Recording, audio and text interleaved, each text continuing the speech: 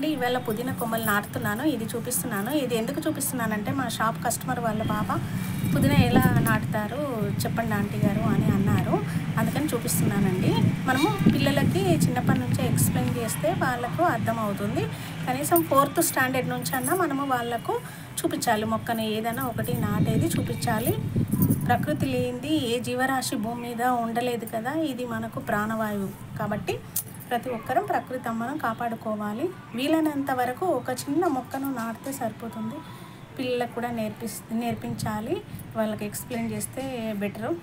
సరేనా అండి? ఇప్పుడు ఇది ఎలా నాటుదామో చూద్దాం.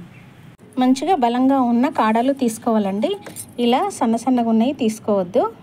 చూడండి, చిన్న చిన్న పప్పు డబ్బాలు ఉంటాయి కదా, అందులో పెడుతున్నాను. ఏ డబ్బా కూడా వేస్ట్ చేయట్లేదు. చూడండి అమ్మ, ఇలా పెట్టుకోవాలి. మనము పుదీనా అనేది ఎంత బాగా వస్తుందో, నేను ఎన్నిసార్లు హార్వెస్ట్ చేశానో పుదీనా. ఇదండి, ఈ విధంగా పెట్టుకోవాలి. చూడండి, ఇగో ఎన్నోసార్లు హార్వెస్ట్ చేశాను. ఆయన వస్తూనే ఉంటుంది. మనం తెంపుతూ ఉంటేనే చిగుర్లు వస్తుంటాయి అమ్మ. చూడండి ఎంత బాగుందో.